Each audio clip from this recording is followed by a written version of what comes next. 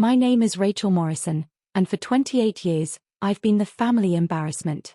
My older sister Victoria, 32, immaculate, successful, has been the golden standard against which I've always been measured and found lacking. "Why can't you be more like your sister?" became my mother's favorite refrain around age 12. Victoria graduated summa cum laude from Stanford. I went to community college and finished online. Victoria married a corporate attorney at 26 in a ceremony that cost more than most people's houses.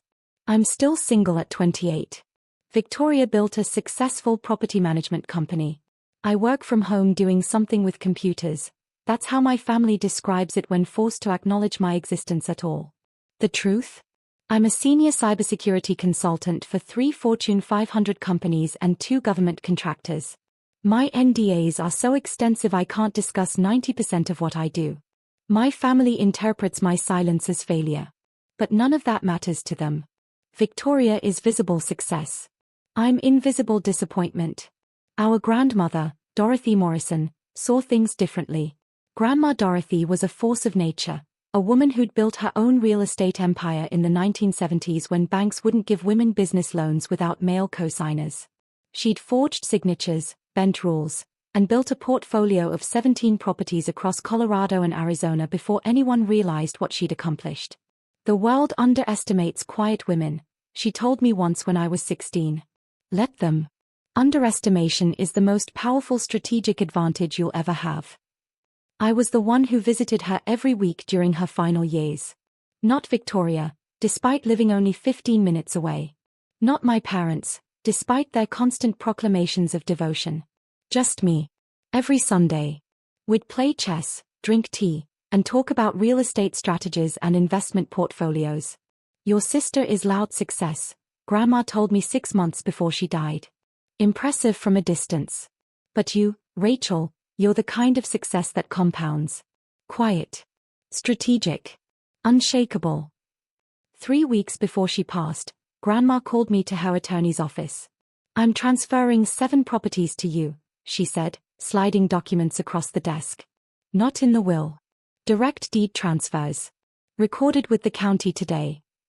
I stared at the paperwork. 7 prime rental properties in Boulder and Scottsdale. Combined value, approximately $4.8 million. "Grandma, I can't." "You can and you will," she interrupted. "But here's the condition, you tell no one. Not your parents. Not your sister. No one. Let them think everything goes through the will. Let them think they know what's coming." "Why?" Her eyes glinted with something between mischief and steel. "Because I want to see what they do when they think you're getting nothing. I want you to see who they really are when they think there are no consequences." She squeezed my hand. "And Rachel? Your sister has been stealing from these properties for 4 years. I have documentation. When the time is right, you'll know what to do with it." Grandma died 2 weeks later, in March 2019. The 7 properties became legally mine that same month, though no one knew it except me, Grandma's attorney, and the county recorder's office. The will reading was theatrical. Grandma left her remaining 10 properties to be divided among her grandchildren, deliberately vague language that set off exactly the family drama she'd anticipated. Victoria immediately declared herself the primary beneficiary. "I'm the one who built a career in property management. Obviously, Grandma intended these for me." My parents nodded approvingly. I said nothing. For the next 5 years, I watched. I listened. I documented. Victoria took control of Grandma's 10 remaining properties, claiming she was managing them for the family until the estate was settled. She collected rents, handled maintenance, made decisions. She also embezzled $340,000. I know because I hired a forensic accountant to audit every transaction. Inflated maintenance costs. Fake contractor invoices. Personal purchases coded as business expenses. Rent payments that mysteriously disappeared. Victoria was careful. Professional. Almost untraceable. Almost. Meanwhile, my own 7 properties, the ones actually deeded to me, generated steady income. $18,400 per month in rent. I reinvested everything, stayed quiet, and built my consulting business into something generating mid-6 figures annually. I also did something else. Victoria's property management company started experiencing financial difficulties in 2021. Cash flow problems. She mentioned it casually at Christmas, fishing for sympathy or perhaps investment. I became her anonymous lien holder. Through a shell company and a very discreet attorney, I purchased $2.6 million in liens against 7 commercial properties Victoria claimed to own, properties that were actually heavily mortgaged but that she presented to the family as her empire. She never knew. The paperwork listed only corporate entities. The monthly payments went to an address she never questioned. I wasn't just holding liens. I was her largest creditor. One missed payment, and I could foreclose on everything. I wasn't hiding. I was watching. And waiting. The call came on a Tuesday morning in November 2024. "Rachel, we need to have an estate planning meeting," my mother announced without preamble. "This weekend. Your father and I are finally settling Grandma's properties. Victoria has been patient long enough."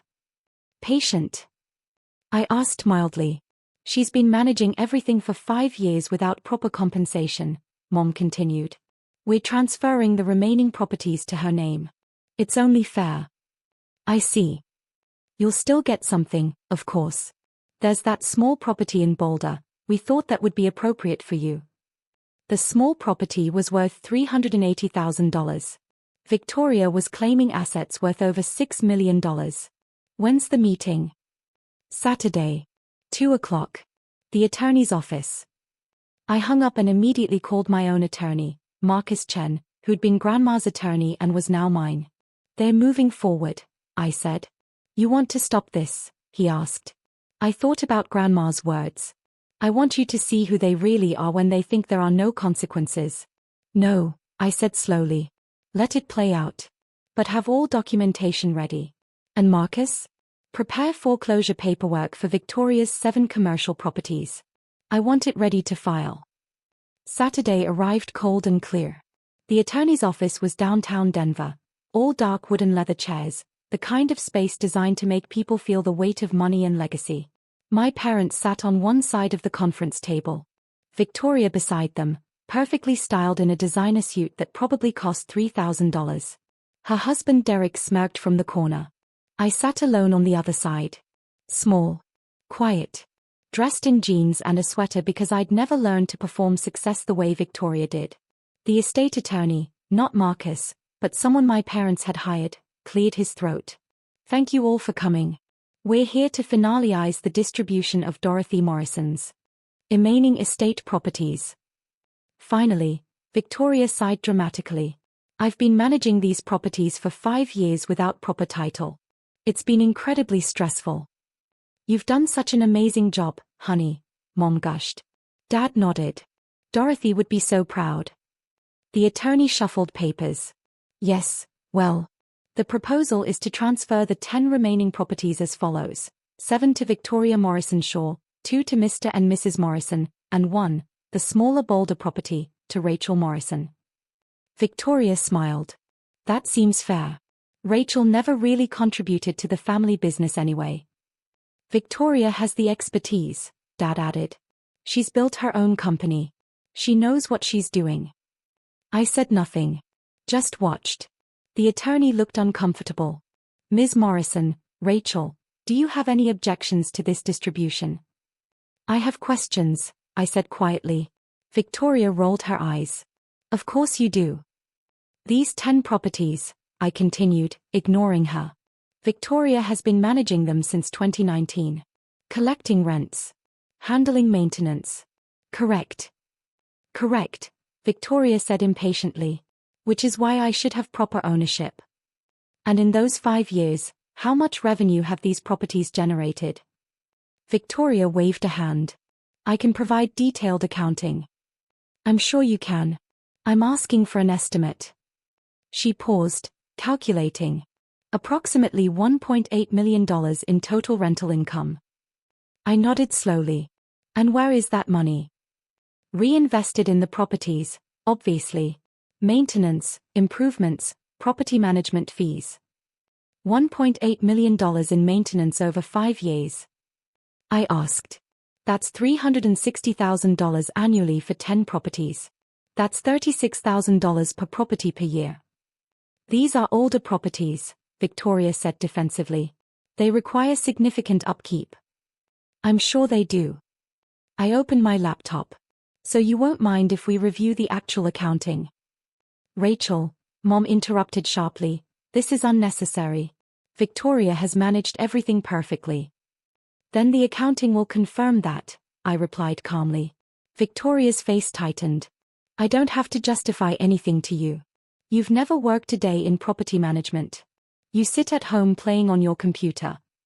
You're the worthless disappointment who never worked a day, she suddenly declared, standing up.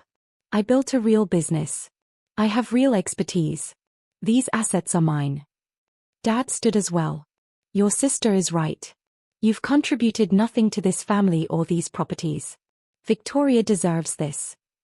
The attorney shifted uncomfortably. Perhaps we should all calm. No, Victoria cut him off. I'm done pretending Rachel has any say in this. She's a failure. She's always been a failure. Grandma felt sorry for her, but that doesn't mean she gets to question my management. I replied very quietly, understood. Then I pulled out my phone and dialed Marcus Chen. Marcus? It's Rachel. We discussed the foreclosure documentation. Initiate immediately on all 7 properties. The room went silent. What are you talking about? Victoria demanded. I held up one finger, still on the phone. Yes, file with the county by end of business today. Full foreclosure proceedings. All 7 commercial properties held by Victoria Morrison Shaw. Victoria's face went white. You can't, what are you? Her phone rang. Then Derek's phone. Then the office phone. Victoria grabbed her cell. Hello? Yes, this is, what? No, there must be some mistake. I ended my call and looked at her calmly. Her mortgage broker was screaming so loud I could hear him from across the table. Foreclosure notice? Who is Highland Property Holdings? You're $3 million in debt to them. I don't know what. Victoria's hand trembled. There's some mistake. Derek grabbed his phone. This is Derek Shaw. What do you mean foreclosure? Who authorized? Marcus Chen walked into the conference room. Good afternoon, he said pleasantly. I'm Marcus Chen, representing Highland Property Holdings, LLC. I have foreclosure documentation for 7 commercial properties currently titled to Victoria Morrison Shaw. He placed a folder on the table. Your client has been making minimum payments on $2.6 million in liens for the past 3 years. However, as of this morning, all liens have been called due. Full payment is required within 30 days, or the properties will be foreclosed and sold at auction. Victoria's face had gone from white to gray. This is insane. I don't even know who Highland Property Holdings is. You don't? Marcus asked mildly. He turned to me. Ms. Morrison, would you like to explain? I met Victoria's eyes. Highland Property Holdings is my company, I said quietly. I've been your anonymous lien holder for 3 years. I own $2.6 million in debt secured by your 7 commercial properties. The silence was absolute. You. Victoria whispered. That's impossible. You don't have that kind of money. You work from home doing, whatever. Cybersecurity consulting for 3 Fortune 500 companies and 2 government contractors, I said. I make approximately $485,000 annually. I also own 7 rental properties that generate $18,400 per month. Properties that Grandma deeded directly to me in March 2019. I slid my own folder across the table. Recorded quitclaim deeds. All 7 properties transferred to my name 5 years ago. Completely outside the will. I've owned them this entire time. Mom grabbed the documents. Her hands shook as she read them. This can't be legal. It's completely legal, Marcus confirmed. Mrs. Morrison used a direct deed transfer, recorded with Boulder County and Maricopa County. Rachel has owned these properties since March 15, 2019. They were never part of the estate you're distributing today. Dad's face turned red. Dorothy wouldn't, she couldn't. She did, I said simply. And she told me why. She wanted me to see who you all really were when you thought there were no consequences. I opened my laptop and turned it around. This is a forensic accounting report covering the 10 properties Victoria has been managing since 2019. Would you like to know what it found? Victoria stood up so fast her chair fell backward. You had no right. $340,000, I continued calmly. Embezzled over 5 years. Inflated contractor invoices that were never actually paid. Personal expenses coded as property maintenance. Rent payments that disappeared into personal accounts. I looked at the estate attorney. I have documentation of every transaction. Bank statements. Forged invoices. Everything. Marcus placed another folder on the table. We'll be filing a formal complaint with the district attorney's office. Real estate fraud. Embezzlement from an estate. The penalties are quite severe in Colorado. Victoria's phone rang again. She looked at it, her face crumbling.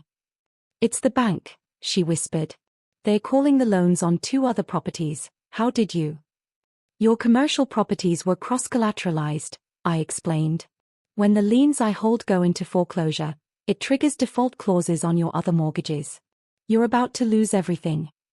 Derek grabbed Victoria's arm. We need to call our attorney. Now. Yes, I agreed. You probably should. Mom found her voice, shrill with panic. Rachel, you can't do this. She's your sister. My sister who called me a worthless disappointment 30 minutes ago, I said quietly. My sister who stole $340,000 from our grandmother's estate. My sister who claimed properties that were never hers while embezzling from the ones she was supposed to be managing. This is vindictive, Dad started. No, I interrupted. This is consequences. For 5 years, I've watched you worship Victoria's success while dismissing everything I accomplished.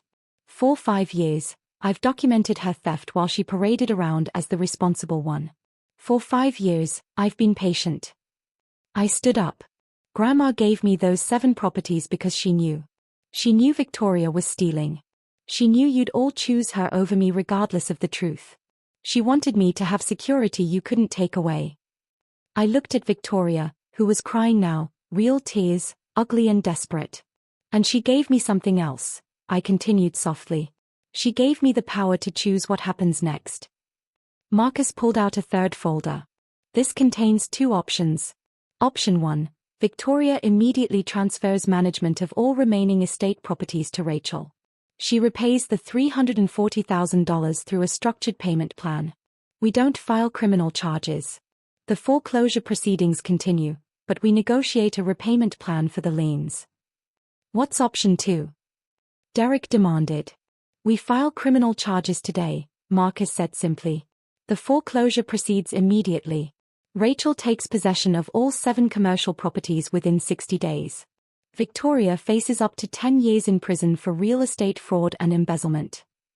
The room was silent except for Victoria's sobbing. You can't do this, Mom whispered. Please, Rachel. She's your sister. She is, I agreed. And I've just offered her a way out. More mercy than she ever showed me. I walked to the door, then paused. You have 72 hours to decide.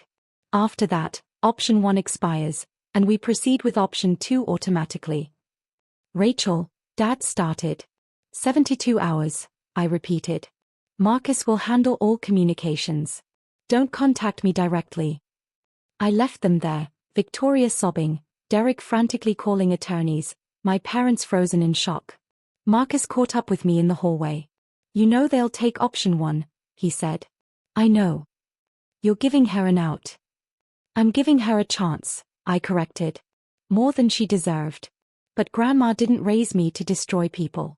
She raised me to make strategic choices. And if they reject it? I smiled, thin and cold. Then they'll learn that underestimating quiet women is the most expensive mistake they'll ever make. 71 hours later, Marcus called.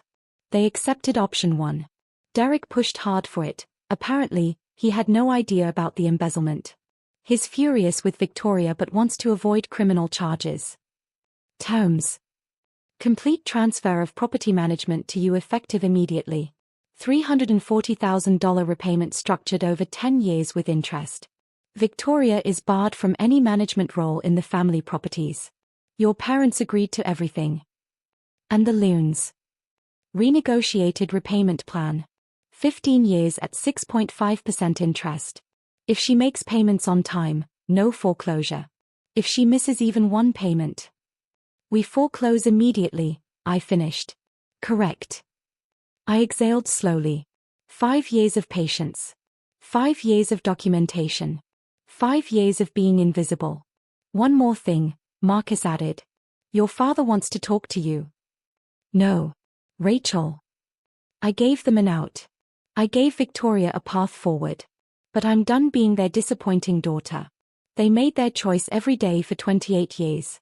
I'm simply respecting that choice. Marcus was quiet for a moment. Your grandmother would be proud. I know. The properties transferred to my management within 2 weeks. The 10 from the estate, plus my original 7. 17 properties total, Grandma's entire legacy, now unified under my control. I hired a new property management company. Not Victoria's. Fired every contractor she'd been using who'd participated in the invoice fraud. Installed new systems, new accounting, new everything. Monthly revenue, $31,600 across all 17 properties. Annual revenue, $379,200. Plus my consulting income, $485,000. Total, $864,200 per year. Not bad for the worthless disappointment who never worked a day. Victoria makes her payments. Every month, exactly on time. I suspect Derek has taken control of their finances, which is probably wise. We don't speak. I see her at mandatory family events, Christmas, Thanksgiving, and we exist in the same space with cold civility. My parents tried to rebuild bridges. Apology calls. Dinner invitations.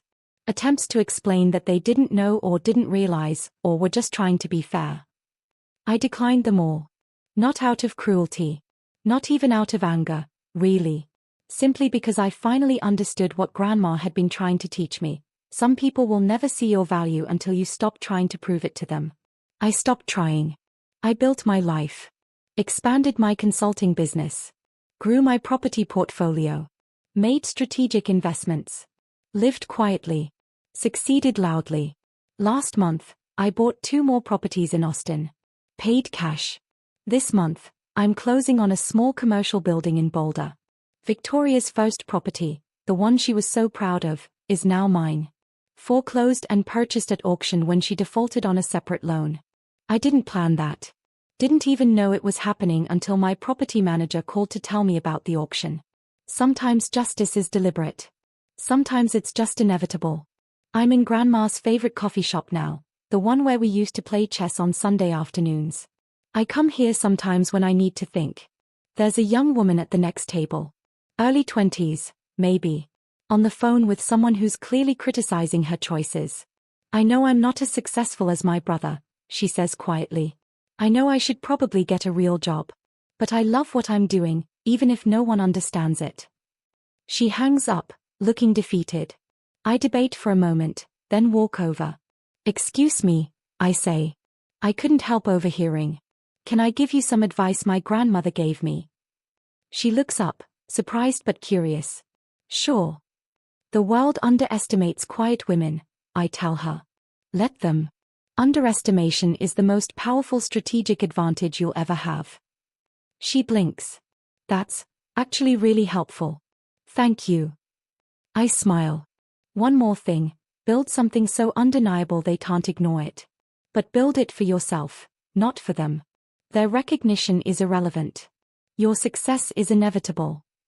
I leave before she can respond, but I see her straighten in her chair, something shifting in her expression.